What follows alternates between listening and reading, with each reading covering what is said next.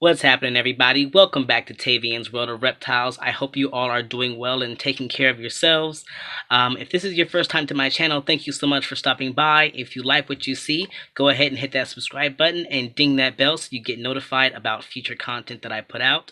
And if you are a returning subscriber, you rock. Thank you so much for watching another one of my videos. I want to talk to you guys about Rosy Boas. Now, I know that commonly you see corn snakes and ball pythons and the such suggested as beginner pets.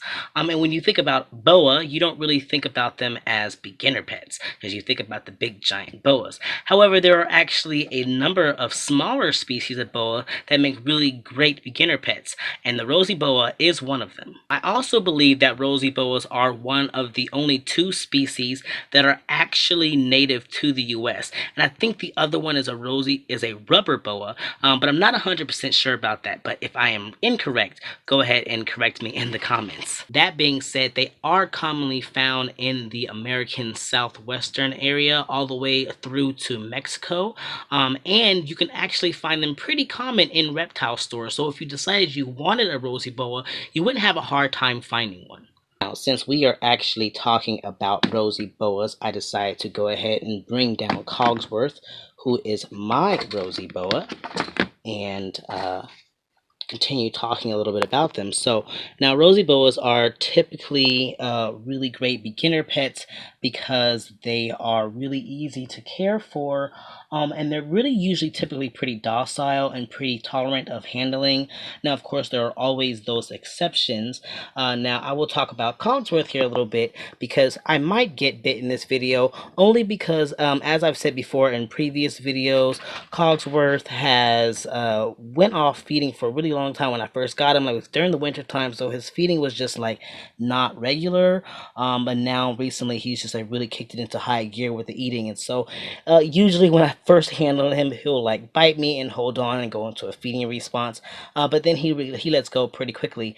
But I just want to give a heads up for if I end up grabbing him and if that happens. But I don't want that to scare you off from Rosy Boas because, first of all, the bite does not hurt at all. And typically, like I said, they're pretty docile creatures. He's just going through his own feeding response thing these days. But yeah, so I don't want that to scare you guys from wanting or being interested in a Rosy Boa as a beginner.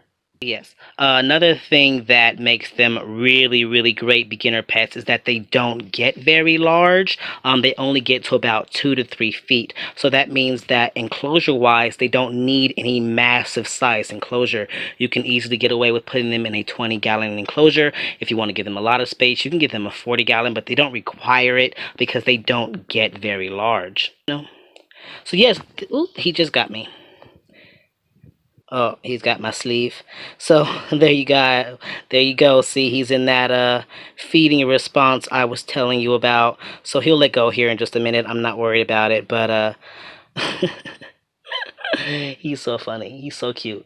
But anyway, yeah, if you decide to get a Rosy Boa, do know that they can live a very long time. They can live anywhere between 25 to 30 years or so. So you definitely have a pretty good lifelong pet there. Maybe not lifelong, but definitely a good number of years to grow and bond with this snake. Now that he realizes I'm not food and let my sweater go, which I actually ended up having to blow on his face to do that. Usually if he grabs my hand, he lets go pretty quickly, but since he actually had my sweater, he was feeling pretty confident and actually thought he could swallow it. So I blew on his face until he released, which was only took a few seconds. So another thing that makes them really great beginner snakes is that you don't have to worry about any sort of humidity requirements. They do just fine in whatever your household humidity levels are. It's not a big deal for them. And, you know, it just makes it so much easier to care for them when you don't have to worry about humidity, right? However, of course, that does not mean that during shed times you don't have to think about this.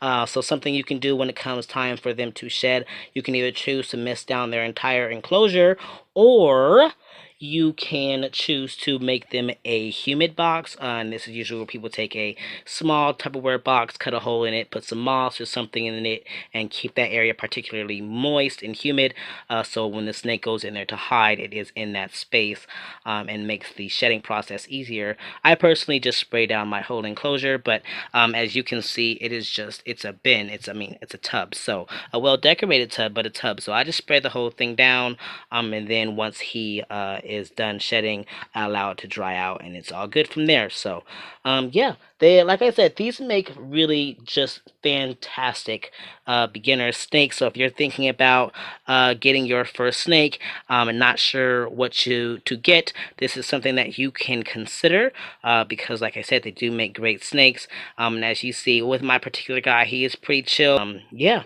so that's it, everybody. That is all I have to say about Rosy Boas. I'm going to go ahead and let him go back into his home now. Looks like where he wants to go. So I hope you guys appreciate this video. And if you did, go ahead and hit that like button. And if you have any other suggestions, if I missed something, if you would like to see me do more videos like this, let me know. Yeah, so anyway, you guys take care, love yourselves, love your reptiles, love your loved ones, and you guys keep spreading those herbs.